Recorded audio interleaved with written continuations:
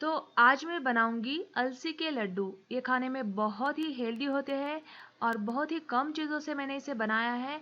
बहुत ही टेस्टी बने हैं ये। बच्चे भी इसे बहुत ही आसानी से खा सकेंगे। इसके सारे बेनिफिट्स आगे मैंने वीडियो में बताए हैं। तो चलिए स्टार्ट करते हैं।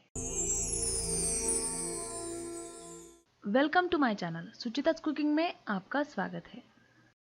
सब्सक्राइब कीजिए सुचिता's कुकिंग चैनल को और बेल आइकन को भी प्रेस कीजिए ताकि जो भी मैं लेटेस्ट रेसिपी डालूं सबसे पहले आपके मोबाइल पे आ जाए। तो सबसे पहले हम अलसी को भून लेते हैं। तो पैन में मैंने ऐड की है अलसी। अब गैस की फ्लेम लो टू मीडियम के बीच में रखते हुए इसे लगातार चलाते हुए हमें भूनना है। ध्यान रखें अलसी बहुत जल्दी से भून जाती है। अब ये चटकने लगेगी और चटकने के बाद 1-2 मिनट और हम इसे भून लेते हैं। ध्यान रहे अगर ये कच्ची रह गई तो लड्डू जो है वो बहुत ही चिपके चिपके से लगेंगे। अगर ये ओवर रोस्ट हो गई तो लड्डू जो है वो कड़वे लगेंगे। तो इसे उसी हिसाब से अच्छे से भून लेना है। तो अलसी अच्छे से भून गई है, इसका कलर भी चेंज हो गया है। तुरंत ही इसे एक प्लेट में निकाल लेना है ताकि ये और ज़्यादा रोस्ट ना हो। और अब हम इसे ग्राइंडर जार में डाल के पीस लेते हैं। इसका हमें फाइन पाउडर बनाना है। तो ये देखिए इसका मैंने एकदम अच्छे से बारीक पाउडर बना लिया है। ये देखिए एकदम फाइन है, अच्छे से ये पीस चुका है। अब हम इसे फिर से भूनने वाले हैं। तो कढ़ाई में घी ऐड कर देते हैं और इसमें पिसी हुई अलसी को डाल देते हैं। क्योंकि हमने इसे पहले भी भून लिया था तो इसे और ज़्यादा भूनने की ज़रूरत नहीं होती है। जस्ट इसे 2 से 3 मिनट तक हमें घी में भून लेना है, उससे ज़्यादा नहीं। और गैस की फ्लेम को मीडियम में रखना है। तो अब हम इसे साइड में रख देते हैं। ये अच्छे से भून चुकी है और अगली प्रोसेस हम कर लेते हैं। अब दूसरे पैन में हम 2 चम्मच घी डाल देते हैं और इसमें हमें गोंद को फुलाना है। तो गैस की फ्लेम जो है वो एकदम लो कर दे और गोंद को फुला ले।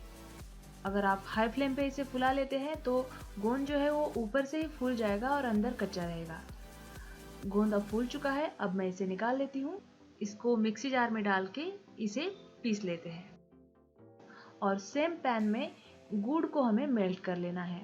आप चाहे तो गुड़ में थोड़ा सा पानी मिलाकर भी गुड़ को मेल्ट कर सकते हैं। गुड़ को हमें जस्ट मेल्ट करना है, इसकी तार वाली चाशनी वगैरह कुछ भी नहीं बनाना है। ये देखिए गुड़ अच्छे से मेल्ट हो चुका है। अब हम इसमें जो हमने अलसी भून के रखी थी उसे ऐड कर देते हैं और अच्छे से मिक्स कर लेते हैं। अलसी से इम्यूनिटी बढ़ती है, तो इम्यूनिटी सिस्टम बढ़ाने के लिए तो आपको इसे ज़रूर खाना ही चाहिए। ये लड्डू बहुत ही हेल्दी होते हैं।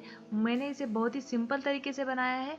बच्चे भी इसे बहुत ही आसानी से खा सकते हैं। तो अब हम इसमें बारीक किया हुआ गोंद, ग्रेट किया हुआ सूखा नारियल और कुछ बादाम और पिस्ता इस तरीके से मैंने बड़े बड़े टुकड़ों में इसे कट कर लिया है, उसे भी इसमें डाल देते हैं और इन सारी चीज़ों को अच्छे से मिला लेते हैं।